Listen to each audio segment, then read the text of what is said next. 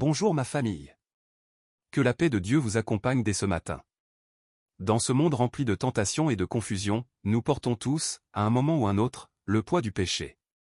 Le cœur est troublé, la conscience tourmentée, et la paix intérieure s'éloigne. Le péché, c'est bien plus qu'une faute, c'est ce qui nous sépare de Dieu, nous vole la joie véritable, et nous ferme la porte du royaume des cieux. Car le salaire du péché, c'est la mort, Romains 6 verset 23. Mais la bonne nouvelle, c'est que Dieu ne nous a pas abandonnés dans cet état.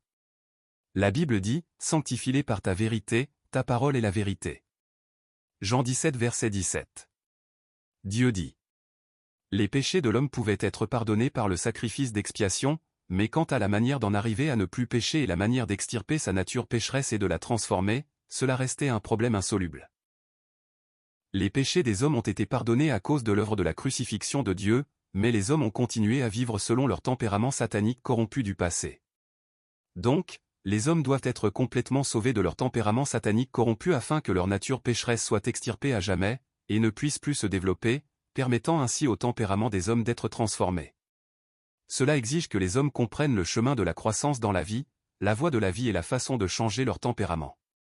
Cela exige aussi que les hommes agissent conformément à cette voie afin que leur tempérament puisse changer progressivement, que les hommes puissent vivre sous l'éclat de la lumière, qu'ils puissent faire toutes choses en accord avec la volonté de Dieu, qu'ils puissent rejeter leur tempérament satanique corrompu, qu'ils puissent se dégager de l'influence des ténèbres de Satan et ainsi sortir complètement du péché. Le Seigneur revient dans les derniers jours pour nous conduire dans toute la vérité, dans le but de nous purifier, de nous transformer, afin que nous ne vivions plus dans le péché, mais dans la vérité, et que nous puissions entrer dans son royaume. Aujourd'hui, Dieu frappe à la porte de ton cœur. Veux-tu briser les chaînes du péché et vivre une vie nouvelle? Prière du matin. Seigneur Jésus, je reconnais mon état pécheur. J'ai souvent chuté, je me suis éloigné de toi, et je ressens ce vide en moi. Pardonne-moi. Je ne veux plus me contenter de te prier tout en vivant dans le péché.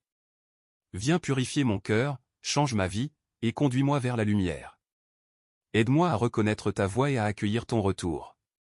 Amen.